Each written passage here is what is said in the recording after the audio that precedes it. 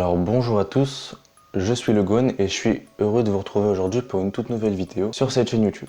Alors ça fait un petit bout de temps que j'ai pas posté de vidéo et je vais vous dire 2 mots à propos de ça. Comme vous le savez, je fais un genre de vidéo très spécial, c'est-à-dire que je prends des musiques et je les remanie en faisant un clip à partir souvent de dessins animés assez connus. Ce qu'il faut savoir, c'est que ça me prend énormément de temps, ça me prend énormément d'énergie et que j'ai pas un bon matos pour faire tout ça. Et à cause de tout ça, je peux pas sortir beaucoup de vidéos.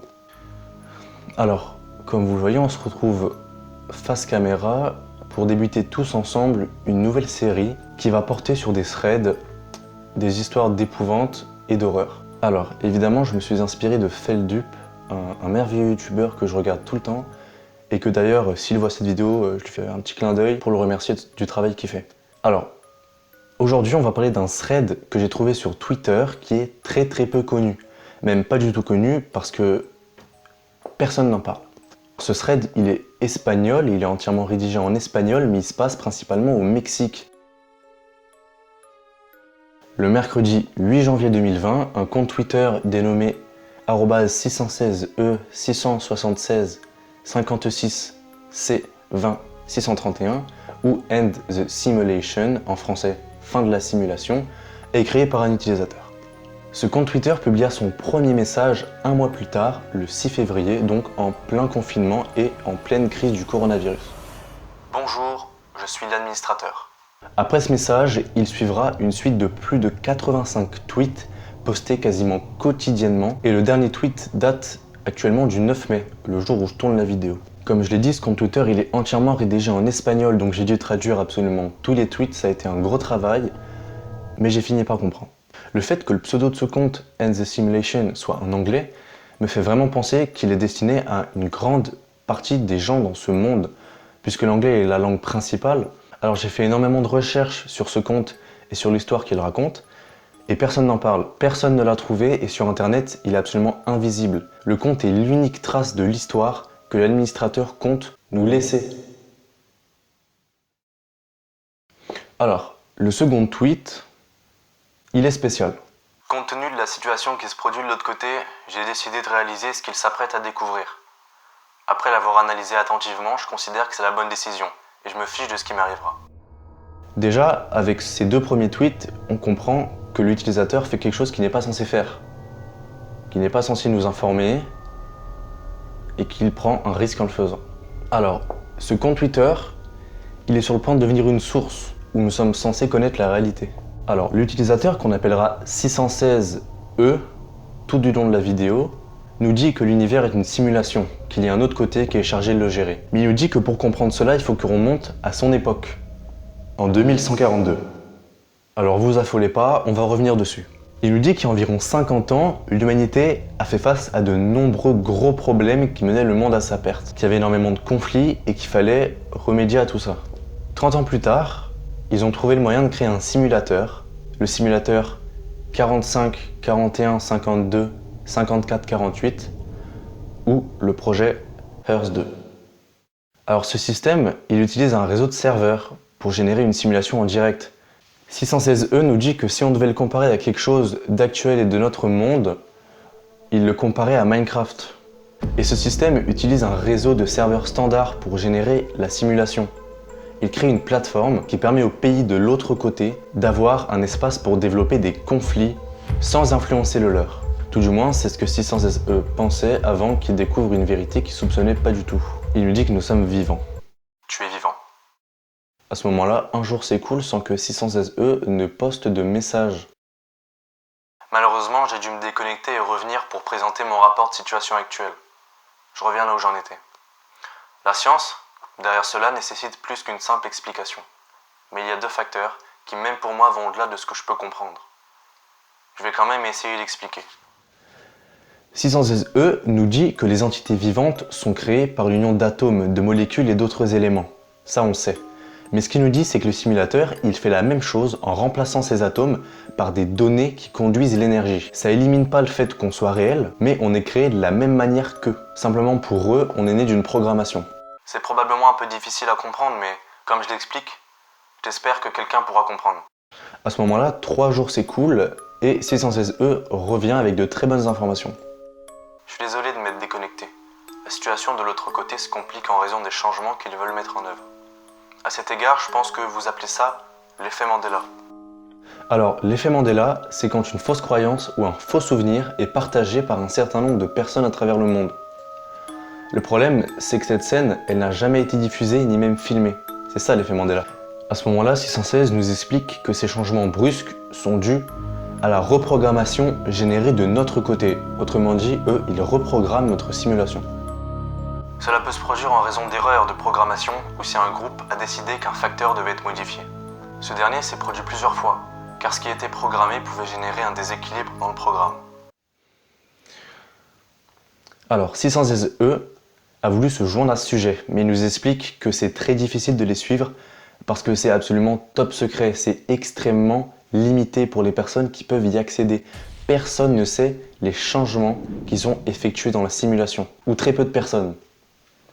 Cependant, ce qui nous explique 616E, c'est qu'il peut avoir accès quand même à certains rapports, et donc nous expliquer ce qui se passe. Certains d'entre vous se souviennent sûrement que Nelson Mandela est mort en prison, et des années plus tard, ils ont découvert que ce n'était pas le cas. Vous qui pensiez que c'était l'effet Mandela. En fait, le compte administrateur a été déconnecté à ce moment-là, lors de sa réutilisation. Une structure a été générée dans l'algorithme afin que la perte ne soit pas remarquée. Là, ce qu'il nous dit, c'est que des événements qui se sont produits dans notre monde et qui ont connu un changement brusque et inexplicable sont dus à un remaniement de l'algorithme et à des changements qui ont été faits. Il nous explique que c'est pareil pour l'histoire de Looney Tunes, qui a été transformé en Looney Tunes parce que nous, dans notre simulation, on s'était habitué à cette écriture-là. Et pareil pour Bernstein's Bears, qui sont passés à les Bernstein's Bears, ce qui est dû à une erreur grammaticale de la part des administrateurs. Il nous explique que ce cas a généré un énorme impact des deux côtés en raison du travail sur le changement d'algorithme qui a été fait et qui a laissé d'énormes traces, d'énormes restes et des suites non résolues dans nos mémoires. Il nous explique que c'est pareil pour les administrateurs des comptes du musée du Louvre qui ont élaboré une stratégie pour prétendre que la Joconde a été volée et ainsi changer l'image pour une avec un sourire moins marqué.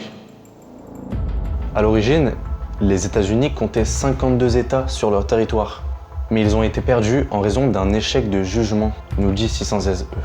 À ce moment-là, il nous dit une information qui est extrêmement précieuse. Les États-Unis ou les États-Unis d'Amérique, comme ils le savent de ce côté, sont l'une des nations ayant le plus de comptes administrateurs parmi tous les pays qui participent au programme.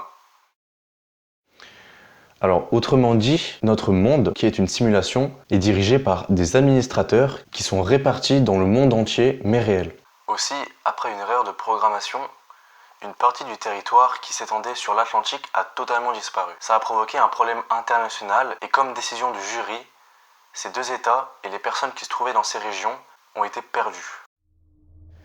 Il nous dit aussi que parfois, en raison de l'algorithme vaste et complexe, à certaines occasions, il y a des restes ou des ombres de souvenirs qui restent dans notre mémoire. Ensuite, on reprend un jour plus tard avec de nouveaux tweets.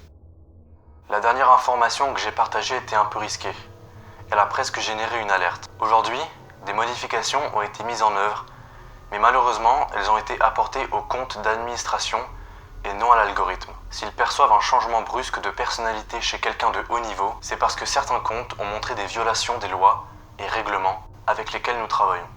Là, autrement dit, certains administrateurs dans leur monde, dans le monde réel, apportent des modifications contre le règlement à l'algorithme. Plus tard, 616E nous expliquera que pour rendre l'algorithme plus facile, chaque pays de l'autre côté se reflète dans le nôtre. Pour faire simple, notre simulation est la même que la leur, sauf pour les événements.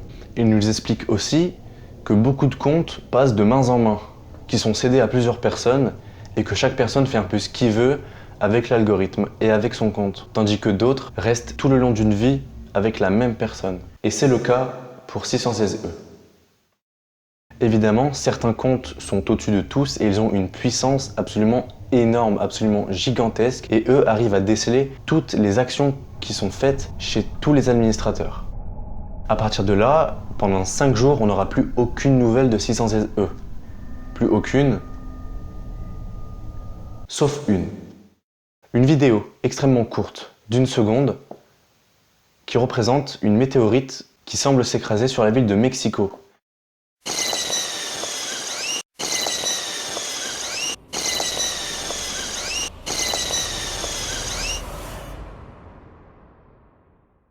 Au-dessus de cette vidéo, il y a l'explication. La modification de l'algorithme a déjà commencé. J'ai fait des recherches et cette vidéo, elle est issue d'un journal mexicain. Física de la Universidad Nacional Autónoma de México. Decirte que en los últimos 20 años, 556 eventos de estos se han tenido registros, este tipo de avistamientos. El último evento importante donde sí existió un impacto. Et à ce moment-là, ce fut le dernier tweet du compte. Seulement le 3 mars, je suis revenu. Aujourd'hui, nous avons été informés de la disparition de plusieurs comptes administratifs, dont nous ignorons la cause. 4 comptes seront révoqués dans mon pays. Malheureusement, mon compte est peut-être à risque. Je suis revenu. En raison de la qualité de mon travail, mon compte n'a pas été révoqué. Ils n'ont toujours pas compris ce que je faisais. Il y a quelques jours, nous avons été informés des changements dans le programme et nous n'avons pas été autorisés à y accéder pendant plusieurs jours. Je suis juste entré et je ne comprends toujours pas ce qu'ils ont fait. Apparemment, le dernier changement qui a été fait et qui a été caché aux administrateurs est tellement gros que nous ne pouvons même pas le déceler. Pour l'amour de Dieu, ils l'ont fait. 3 jours s'écoulent jusqu'à ce qu'une série de tweets de 616E m'alerte. Ils sont à mes trousses. Je dois laisser la clé, mais ils ne doivent pas pouvoir la voir. La clé ne sera cachée qu'avec ce que ce côté offre. La clé montrera qu'il y a de la vie des deux côtés. Je laisserai la clé se manifester où je serai découvert. Quiconque est là-bas ouvre les portes. La première porte est cachée dans l'obscurité, au fond du vide. Alors, à ce moment-là, plus aucun tweet n'est posté, c'est la fin. Uniquement des photos de fond noir sans aucun sens sont postées aléatoirement pendant une dizaine de jours. Jusqu'à ce tweet, cette fois-ci écrit en anglais. La deuxième porte s'ouvre sur le codex des rois du monde, qui échange des informations de manière commune. Voilà. C'est la fin du thread. Enfin, pas tout à fait. C'est la fin des tweets qui ont été postés par 616E et c'est vachement intéressant. L'histoire qu'il nous raconte est totalement subjective. C'est lui qui l'a créée et c'est lui qui nous la raconte. Il essaie de nous prouver, avec plusieurs événements qui se sont passés ces dernières décennies, que certains changements inexplicables sont dus à la simulation et à l'algorithme. Est-ce que c'est vrai, est-ce que c'est pas vrai? Je sais pas. Mais ce qui est sûr, c'est qu'après, j'ai voulu en savoir plus et j'ai décidé de le contacter en message privé. C'était vraiment, je voulais aller droit au but avec lui. Hey, c'est quoi exactement ton but? Je comprends pas trop. Je suis dans la simulation? C'est tout ce que je peux dire pour le moment.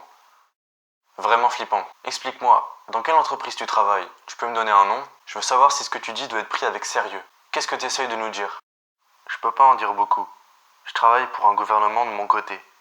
Chaque pays a un certain nombre de comptes pour accéder, superviser et interagir avec vous. Chaque pays de mon côté est représenté dans le vôtre. Et la plupart des personnes influentes de votre côté sont des comptes d'utilisateurs. Vous avez vu comment Kim Jong-un est mort et est ensuite réapparu? Ça, c'était un changement d'utilisateur.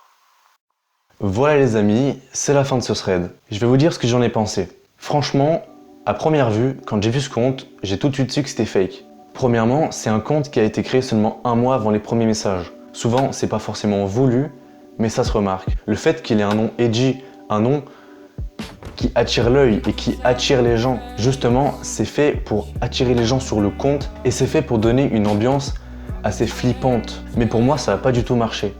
Deuxièmement, la photo de profil. Cette photo de profil, je l'ai trouvée sur internet, sur un site payant. Il aurait mieux fallu mettre aucune photo de profil. Ça aurait fait beaucoup plus original. Le fait que le compte poste une vidéo qui soit issue d'un journal, pour moi, ça ajoute presque du réel dans l'histoire. Ça ajoute presque du réel. Le fait qu'il compare des événements qui sont réellement passés dans ce monde à des bugs qui pourraient être dus à un algorithme, c'est vraiment super intelligent de sa part. Je me demande s'il l'a fait tout seul ou s'il l'a fait avec quelqu'un, mais ce qu'a fait ce mec, c'est super intéressant. On s'accroche à l'histoire. Je pense qu'à travers ce conte, ce qu'essaye de nous dire 616E, c'est que notre réalité n'est pas vraiment la vraie vérité, qu'elle est rythmée par des événements qui nous sont cachés, par des pensées politiques qui manipulent notre monde et qui nous laissent victimes de ce que certains décident. On pourrait les comparer à des hommes politiques, à des gens qui tirent les ficelles de notre société. Est-ce que cette histoire m'inspire? Sur ce, je vous remercie d'avoir regardé la vidéo. N'hésitez pas à me dire si elle vous a plu dans les commentaires. Et je vous dis à la prochaine. Salut les amis.